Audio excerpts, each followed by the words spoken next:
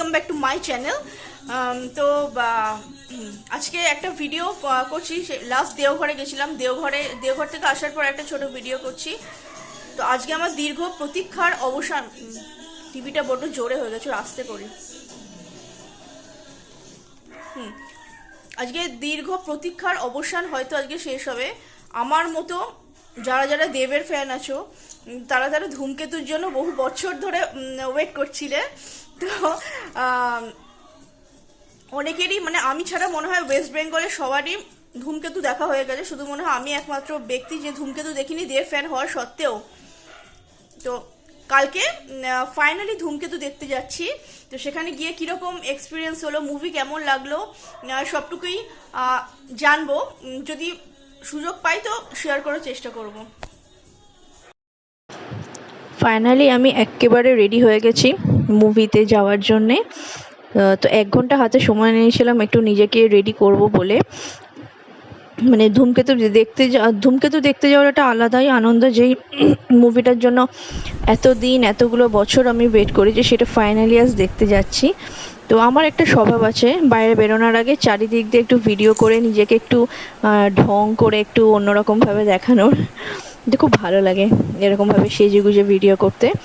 তো কথা বলতে বলতে চলেও এলাম ধূমকেতু দেখতে। হলের সামনে চলে এসেছি। খুব বেশি ভিড় ছিল না, আর খুব কম ভিড়ও ছিল না।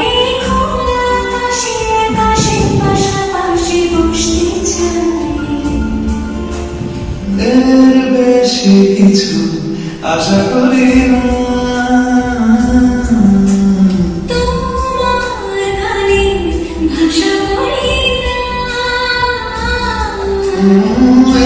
বেশি কিছু আশা করি না।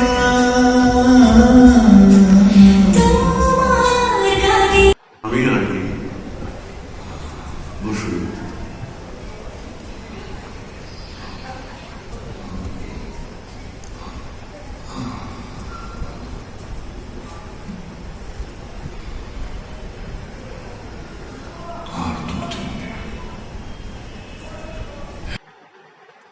মুভি দেখা হয়েও গেল, হলের বাইরে বেরিয়ে এসেছি।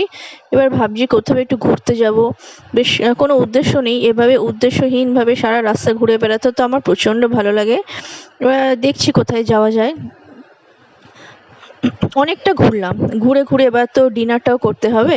তা ডিনারের জন্য এই রেস্টুরেন্টে চলে এসেছি। এটা একদম পিওর ভেজ। তো খাবার দাবার ভীষণই ভালো। আমরা অর্ডার করেছিলাম আলু পরোটা, আচার, দই, পনির বাটার মশলা।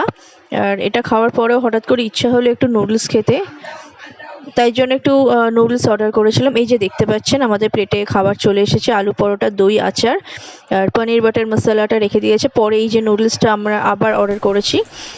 এবার প্রচণ্ড ক্লান্ত, সারাদিন মানে সারা সন্ধে রাত ঘুরে এই বাড়ি ফিরলাম। ফ্রেশ হয়ে এসে এইবার একদম ঘুমিয়ে পড়বো। ভিডিওটা ভালো লাগলে অবশ্যই লাইক অ্যান্ড সাবস্ক্রাইব করে দেবেন। Good night.